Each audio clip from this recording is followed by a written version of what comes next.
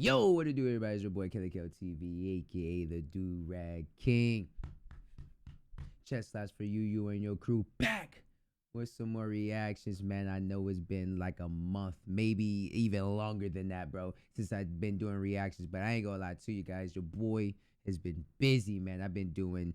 I'm trying to get my other YouTube up here started and going. I'm trying to get that organized. I'm running these reactions. The Facebook streams have been popping off, man. I just been working literally just like nonstop 24/7 for the last 3 to 4 months, like literally nonstop. Like I haven't really had any breaks. I'm still going till this day. I'm just trying to, minimize a couple things and then maximize the content. You get what I'm saying, man? 'Cause I'm trying to get partnered on YouTube. You feel me? But we got Spider-Man No Way Home review by IGN. I'm gonna tell you guys right now, I thought Spider-Man was a great Marvel movie. I thought it was very good. Now, a lot of people are saying this is the best Marvel movie in the world. No, it's not. It's not the best. It's top 5. Yes, top 5. I'm only saying top 5 because why would I say top 1, 2, or 3? You know what I mean? Top 5 is just sounds a lot better than, you know what I mean, the rest. So yes, it is top 5 Marvel movie of all time. It ain't the best. William Dafoe carried that hoe. I mean, when I say him fighting Green Goblin was probably one of the best, if not the best, fight scenes you have seen in a Marvel movie, then honestly, I mean, hey, it is what it is. Like him fighting Green Goblin has to be top 2 fight scenes of Marvel. I mean, I think that fight scene was probably better than most of the fight scenes in Infinity War. Not even lying to you. Like, not even lying. Now, maybe not in game. Not probably the in-game fights with Thor, Iron Man, and Thanos. That was a crazy fight scene. But this one has to be. It has to be up. It has to be in the discussion for real. Like, they did their thing with this, man. But overall, with the movie, man, I thought this movie was a little bit subpar. The excitement wasn't really as exciting, man. Like I didn't really get wowed. Maybe because we already knew what was coming. Like we already knew there was gonna be a new Spider-Man in it from the teaser trailer. We already knew Green Goblin in it. Like we already knew half the stuff was in it. Now what we didn't know was that Mary Jane or Aunt May or I forget whatever her name is was gonna die. I mean, I don't know how that kind of flipped over our heads, but yeah, she died. You know what I mean? It was just I don't even know how that even slipped over our heads because it was so later into the Spider-Man movies that she died. So it kind of was throwing off a little bit. Like we kind of forgot that was her aunt type of shit. You feel me? So kind of thrown away off that one. Yeah. Other than that, man, like honestly, bro, without the Green Goblin and Andrew Garfield and what is it, Tobey Maguire in here, this was mid. It was just a regular Spider-Man movie, man. Like it wasn't nothing to blow. It was a simple story, simple concept, simple everything. You feel me? But still a great movie. Not the best movie of 2021. Not the best. Now, did it break box office numbers? Of course it did. It's Spider-Man, multiverse, Doctor Strange in it. I mean, come on. Even my bad, I had something in my mouth. Even had the Daredevil in it, or whatever his name is. Who else they had it? They had another cameo in it as well. I mean, come on, man. Like, of course it's gonna break box office numbers, bro. Like they had Venom in it and the end scene credits. Like, come on, man. Like, it's Marvel, bro. They're gonna make money regardless. It's gonna be money regardless. But as far as the best movie, in my opinion, no. But they're gonna make it the best movie because of grossing. So, curious to see what IGN gets. Just want to let you guys know I am back. I am back on my big bully reaction bullshit. Should we cuss on here? I don't know. I don't know. I haven't even stopped talking for the last how many minutes we here? 4 minutes. I haven't stopped talking for the last 4 minutes. Like that was my first deep breath. And I got some water right here. I am a very fast sucker, but we're gonna see what this shit is. Oh, let me mute these things real quick. My bad. I don't want you guys hearing my stream alerts and stuff. God damn, that shit loud. Hello, Peter. Once-in-a-lifetime films are pipe dreams for most Pretty studios. good, man. Yet, here's Marvel All showing off the fact. First and foremost, I'm gonna say this right now. I do not like her as narrating. I mean, IGN. I got nothing against you guys or whatnot, but she just doesn't sound remotely interested and like talking about this. You know what I mean? I would sound very interested if you give me a script and then I'll read it word for word. But she doesn't sound interesting at all. Like, I'm tired of you guys giving her the script. All right, let's get it. That they have us all in the palm of We got our more hands movies to yet react to again. too as well. Spider-Man No Way Home is somehow a perfect harmony of Saturday morning cartoon and the deep drama we've come to expect from these epics. Facts. I'm gonna be honest with you guys. I haven't really got the urge to want to watch this again. Honestly, like, I just haven't. Maybe it's just I'm kind of marveled out because we had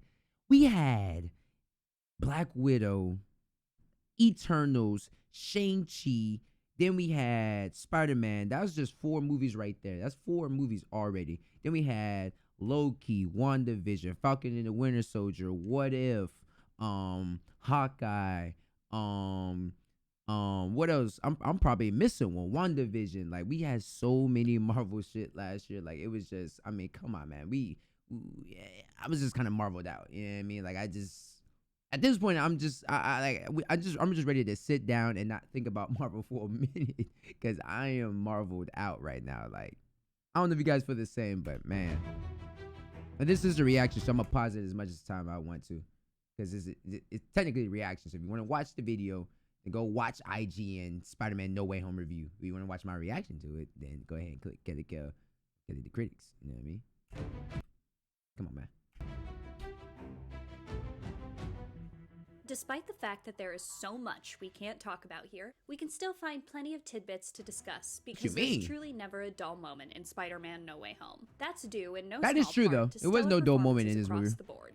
Willem Dafoe nails everything he does, William Dafoe carried that hoe. but his reprisal of Norman Osborn is something for the MCU history books. William His Dafoe character, carried like that the hoe. rest of the villains who find their way into Peter's universe, is given a new depth that was never explored in previous Spider-Man films. Built around performances like Dafoe's, though Alfred Molina's Doc Ock and Jamie Foxx's Electro aren't anything to sneeze at either, is the root of Spider-Man No Way Home's success. Amidst the laughs and the tears is a deep, heartfelt empathy. See, like, we already knew. See, like, look, check this out.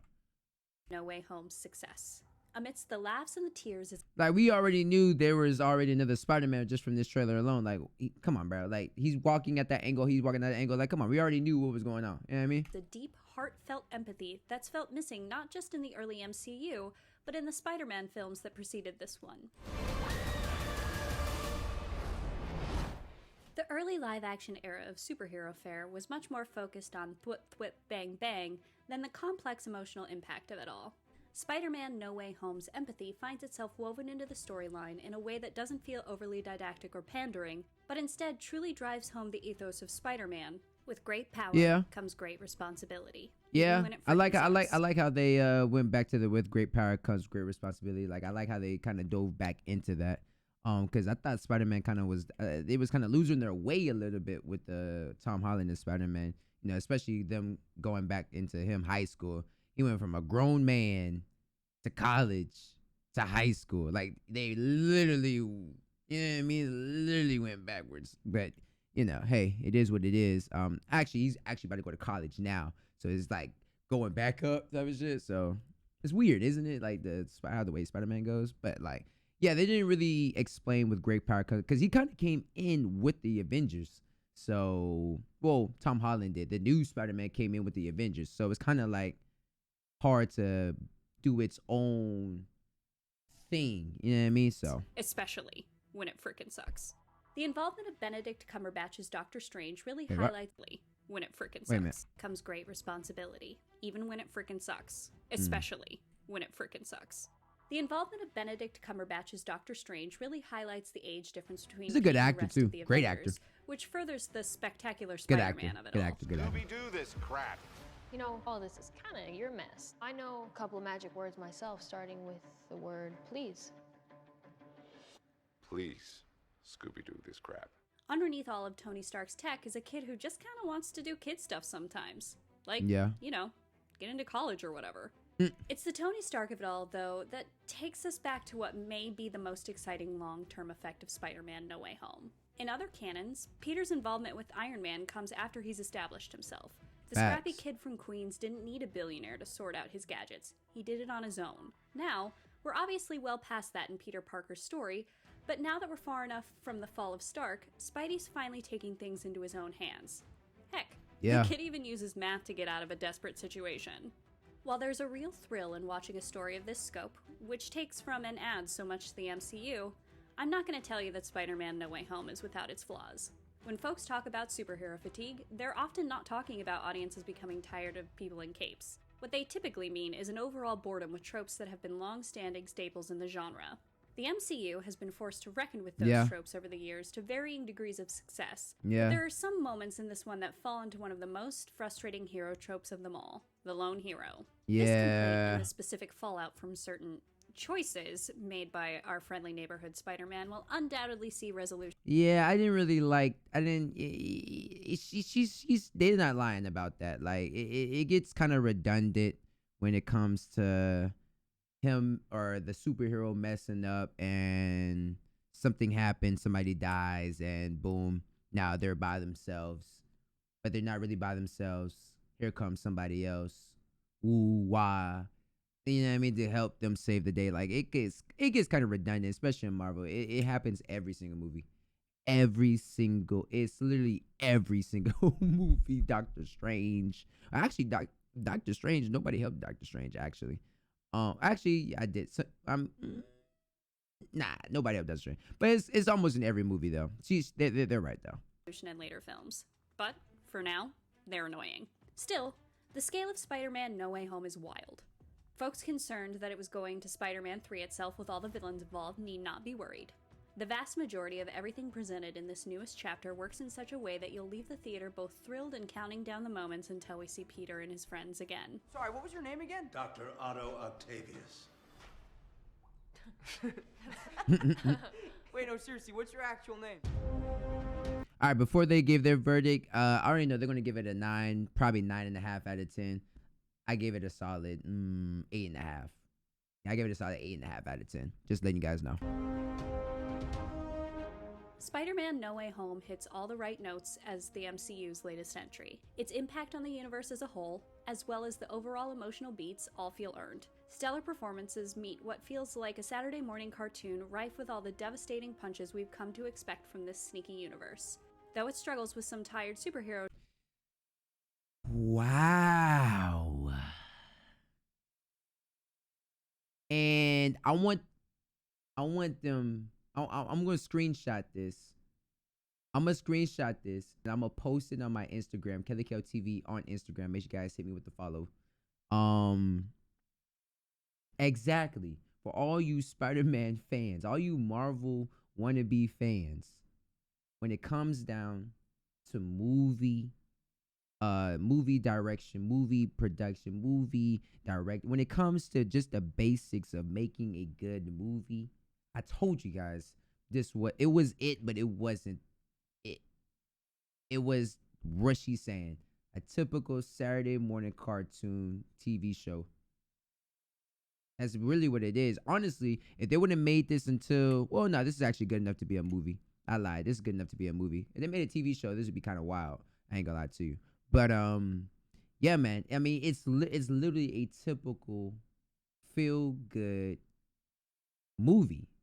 It's just like the movie I'm about to react to next, and you guys are gonna see that. Yeah, tropes. yeah. You're gonna have a Everything kick out else of that about one. it will leave fans grinning ear to ear. For more, check out our reviews of Hawkeye and The Witcher season. All right, man. But I told you guys, man, I give it 8.5. I'm sticking with that. They said 8. Okay. I ain't even mad at that. You feel me? I told you guys. But make sure y'all guys check out Spider-Man, man. Make sure you guys click the links down. It should be here. One of these. I don't know where the video is at, but make sure you guys check out my last reaction. I told you guys we are back making some reactions daily on this YouTube channel, man. So don't forget to hit that sub button, hit that like button. We're trying to get partnered. We need 1,000 subs by my birthday. If we can get 1,000 subs by my birthday, that would be lovely. Also launched a gaming YouTube as well. Make sure you guys check out my gaming YouTube as well. You know what? Don't check out my gaming YouTube. Don't check the gaming YouTube out. There will be no link in the chat. Just go ahead and subscribe to this video because we're trying to get 1,000, man.